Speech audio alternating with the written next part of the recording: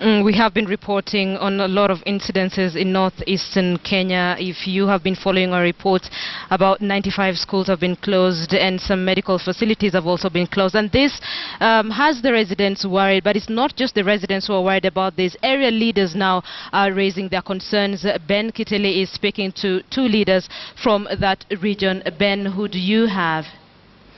Thank you, Linda. Indeed. Let's now bring in the Abdikadir Aden, Member of Parliament for Balambala constituency in the county of Garissa, as well as Bill Okero, the Senator for Mandera. You can join that particular conversation on Twitter. The hashtag is Cry from the North. Before we get into that big discussion, reports coming from Lafay in your constituency, Mandera. What is your take on that? Thank you. I think for the last 2 weeks, at about the same time that Yumbis was taken over by Al-Shabaab, there is a village in Lafay division in Mandera County that was also taken over that same evening, in which they hosted their flag, in which they gave sermons in mosques until morning. But to make the matter worse, the last 2 weeks they have literally camped in a village called Gari and Warankara, 2 villages, and they told the local residents, we will be taking water from this water dam, we will be staying in these Gari hills. We are not going to touch you guys, but we are going to look for government officers and so forth. This matter has been reported, and in the evening they have been going out fanning across the county. Sometimes they're told they walk, other times we hear rumors they might be on motorbikes or whatever they are, but they are really literally taken over parts of that, and there is not much being done to flush them out. And this is an area almost 70-80 kilometers inside Mandera. It's not on the border. And much more, just in the last couple of weeks also, it was Garissa County. From where you stand, is the government doing anything or enough to curb this kind of inter-border crossing and the porous border between Kenya and Somalia? I think, thank you very much, Ben. Let me first of all say that what we are experiencing, in my view, is actually a change of tact by Al-Shabaab, in the sense that they are now moving away from the guerrilla warfare to actually coming or bringing the war to mainland Kenya. And this is a very, very dangerous trend, because remember, we took our military boots inland Somalia to fight Al-Shabaab. The irony now is we have boots of Al-Shabaab inland Kenya, mainland Kenya. So this change of tactic and capturing of cities, towns and villages, trying to play with the psychology of the people who live in that particular area by showing them that, look, we are not, we are not after all bad people. They summon them in their public places, and they just tell them we are after all not fighting you, the public. Now we have to be very, very careful about this, because in my view, this actually demands and calls for a change of strategy in terms of our strategy of taking our military to Somalia. I want to believe that if we have foreign enemies on our mainland Kenya, the authority constitutionally rests on the military to now fight against those people. Finally, on that point, I do not think the government is doing good enough, because it is sending the police. The police is not well equipped to fight these Al-Shabaab people who are ready to take on the military. So really should be the military facing these people. We have policemen chasing those people, and in the event, what is happening is that the casualties are the locals, who unfortunately the pastoralists who live in this area. Mashma, we'll get into that particular discussion on the strategies. What is the way forward? What are the solutions? But Senator, in your letter to the President, you talked about residents of Northeastern being neglected and left to their own fate. We also come to talk about that, but you also talked about radicalization and the fact that Al-Shabaab are recruiting not just from the madrasas and all that, even from now our institutions of higher learning. What is the solution in terms of radicalization and recruitment of young Kenyans to join the Al-Shabaab, bearing in mind that a good number of them have come from Mandera County, from reports? Yes, but Ben, I think first I have to really express my disappointment, and that of many people in Northeastern, that today, 52 years later, the President, we thought will take this opportunity at least to mention the challenges facing the people of Northeastern Province. Not just insecurity, but most of the consequences of the insecurity that they are now facing. The education system has collapsed, businesses are collapsing, the three counties are literally isolated from the rest of the country. People have left. So development is stalled because you can't get experts, you can't get professionals, you can't get engineers. We are in crisis, and the situation is likely to get even worse. And so it's a pity that really the president has never addressed himself to Northeastern really and the challenges that are there. And I think a situation, an opportunity like this should not have passed for him without saying exactly what his government is going to do about the collapse of education. What are you going to do with 100,000 children out of school? What are you going to do with all those youths who are out of universities and colleges and other tertiary institutions which are shutting down because of lack of lecturers?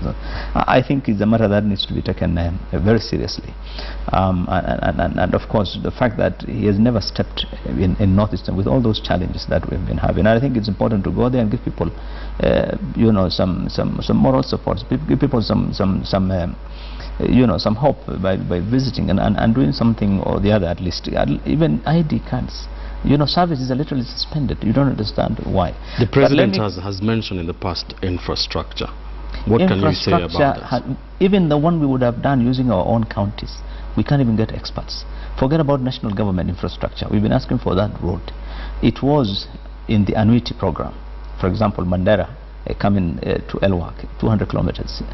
Yesterday, what was advertised is the maraming of that road. So it's quite likely that probably even that one, they may not be getting contractors who are willing to undertake that kind of, So infrastructure is not there, education is not there, security, all the key things he's been discussing really in Northeastern is still a challenge. But let me come to the issue of radicalization. That I agree with the president, of course, that there is a serious problem.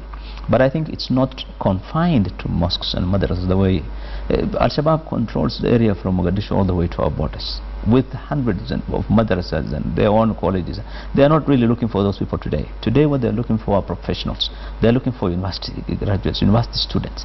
This is why our institutions are now, we're getting all these challenges. The last 2-3 weeks, you've heard of those ladies who went to Syria, 6 of them. They are all people who have left universities. The ones who are caught, the media is calling them the Al-Shabaab brides, the ones who are caught in Elwa, they're all graduates. Others, so they are really looking for those people and they're recruiting from this institution. I think what needs to be done, it's a solution. I think our position is very simple. There is a perception generally in this country among the Kenyans and among the officials in government that this is a Somali problem, that this is a problem of Northeastern Province. So as leaders we said that if it is indeed our problem and that's the way it's being viewed, please involve us in the solutions. And we came up with some solutions, very, very concrete, and we are convinced. Before we get to those solutions, Senator Mheshimiwa, what do you think is the role of the local communities in Northeastern Kenya, Wajir, Garissa and Mandera, and especially the leadership, that is including yourself and the senator here, in terms of dealing with the war with terrorism? Yeah, the role of the community is, indeed, first of all, let me make it very clear that the people of Northeastern Kenya are themselves victims of terror. The first-hand victims of terror are actually the people of Northeastern Kenya. Why? Because many of them have been killed. Many have seen terror happening right at their doorsteps. They have been traumatized. Their businesses have collapsed, and mourn the follow-up operations with the brutality from the police has made them even second-hand victims, additional to the one of the terrorists. Their role is simple, and the people of Northern Kenya have been very cooperative. We went round as senator, together with the senator here and all of us as a leadership, right through the province, talking to all the stakeholders, the youth, the women, the religious leaders, and everybody, the chiefs. And I can tell you that the Kenyan Somali is willing to cooperate. They have given very vital information to the government through the hotline systems that we have created. They are more than willing. But when you are fighting this kind of a war, we must learn from countries that have suffered this kind of things before. Look at the UK that has fought Ireland for very many years. That is true. Look at Spain and all this. They will tell you that it is about, this kind of wars is about winning the hearts and minds. Now, I want to say this. While Al-Shabaab, whenever they capture a particular territory, they try to calm down the people and tell them all is well, we're not going to harm you. the force of the government, the police is coming with such a brutality, beating up people, roughing up people. What you saw on the social media, officers beating people, though that's clear violation of our constitution. Chapter 25 of our constitution, with regards to the rights which cannot be limited. Amongst them include that of integrity, freedom, rule of law, and all this. And these are the very things that you saw. So as long as the police is going with that brutality, unfortunately the role of the community will continue to be curtailed, because trust is lost between the community and the agencies that are otherwise supposed to be collecting information through that. And remember, it is under Article 244. It is a constitutional obligation of the police to ensure cordial working relationship with the communities that they exist. Unfortunately, this is not fair enough. Now, scaring the people. The government has tried a number of measures to try and curb insecurity and radicalization in northeastern Kenya. The latest one was amnesty. Government offered amnesty, which I understand is continuing from the Interior Secretary Joseph Kaiseri. And then yourself, the leadership of Northeastern, including the leader of majority in the parliament, Aiden Duale, say that you will produce a list. You will go to the people, talk to the people, on the ground, and we will come up with a list within 30 days of any supporters, financiers, or sympathizers of Al-Shabaab. 30 days lapsed, and Aden Duale said that you do not owe anyone a list. Senator, what's your take on that? No, I think it's the context. We have to contextualize that matter. Obviously, I don't think anyone in any right-thinking Kenya would expect that we'll publish a list, on the media. I think what the spirit of that message was that the leaders would work with the communities to help identify those who are believed to be suspects or those who are believed to be sympathizers. This is something that I believe many, of our people on the ground have actually come forward following that matter. The question that was being asked was, so it's going on, but what we cannot do is to come and say we have submitted this name or that name. I think that is not. But I think the message is the same. It's happening, and those people are really coming out with the information. The question that was being asked, Senator, was that by security analysts, if the leaders, look that they're not reliable, if they say something, but the local communities then, trust you in the fight against terrorism? No, I think the local community will explain to them when we visited them that the message that we have undertaken a pledge to the rest of the country, that we will indeed identify and flush out all those people who are believed to be suspects or sympathizers. So, and it's you who must help us to get them out. And we gave them numbers actually, because of the fact that the question then we asked is, if you want us to submit the names, to whom do we give? Because from the practice, if we present these names today, those people will actually not get arrested, or they will, and that was the main challenge. So we then came back to the government and we said, look, people have the information, they're ready to share with the government. Everyone is known. This is a small, that's a small region, and everyone knows each other. But we need actionable team, a team that can action any information that is presented to them. So what we did then was to come up with a comprehensive proposal. That is the challenge we have in today, that although it was agreed and presented to the president and he signed for immediate action, that whole thing has not been implemented, and that is the challenge. Then people need confidence. Whom do I give the information? We know Ben is one of the sympathizers. The moment I go and mention to that ordinary police station, I'll be the one who is in trouble, because the person will be out. That has been the main issue, I think, on this matter. What's your take on, maybe very quickly you can give us some of those proposals very quickly. On that particular issue, let me say that there is undoubted willingness by the leadership and the people of northeastern Kenya to bring forth information and work with the government. Remember, this war of Al-Shabaab, 80%, 90% of it is fought in our region, northern Kenya. So we are the people who are most interested to ensure that we bring back peace and security to that particular region.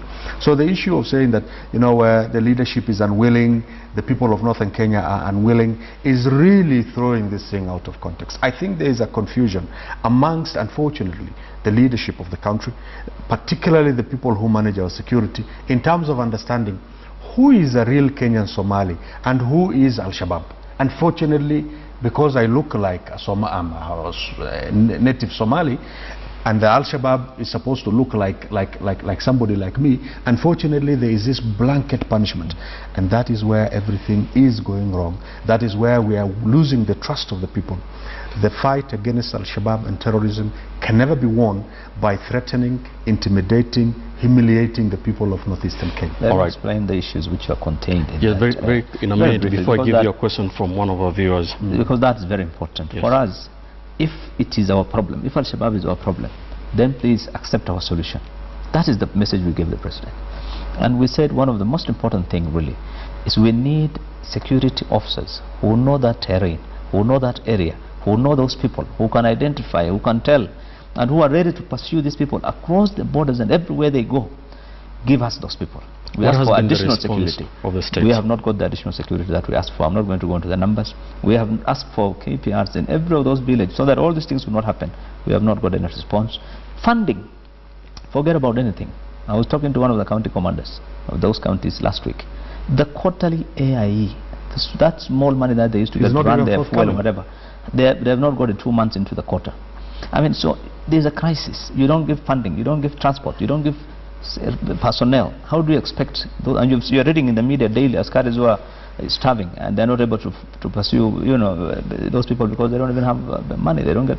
So I think there are challenges, and I think that's why I believe that the president may have the goodwill, but his office, OP, is literally sabotaging every action that should have been taken to contain that. Very quickly before we wind up, a question that was coming from one of our viewers concerning marginalization of northeastern provinces, saying that a lot of residents of northeastern, came to Nairobi to be empowered and educated, and most of them do not go back, to the grassroots, to their region, to bring forth the change. That they are part of that marginalization. Yes, that is very true. That is very true. Unfortunately, 52 years down the line, there's nothing to go back to in northeastern Kenya. There are no roads in place. There is no basic infrastructure such as electricity, for example. We have whole districts, many of them, including my own district, Palambala district, which is in total darkness. There is no electricity in this day and age. And it's not just about the infrastructure. Look at it is in this day and age that we are still in the eras of emergency laws and curfews. So really, when was emergency laws and curfews last seen in Kenya? It was back before independence. That's why we're saying, because of the interest of time, I may not be able to go into details, but I want to tell you that look at our education sector, it has collapsed in northern Kenya. Look at security, it has collapsed in northern Kenya. Look at issues that I have mentioned like infrastructure and all these issues has collapsed. Now, these are just but examples that I am picking for you. Indeed, 52 years down the line, it is very, very unfortunate that northeastern is still where it was back in 1963, if indeed not worse off than it was. Thank you, Mheshimiwa. Senator. Yes, I think my message really to the government is to be cautious that the more the feeling of alienation and resentment builds up among the youth who are unemployed, who are out of school, don't have colleges, and all these challenges, the more chances that they will end up being radicalized. And we need a very elaborate program of radicalization. It's not about just hiring people to come and talk to the youth.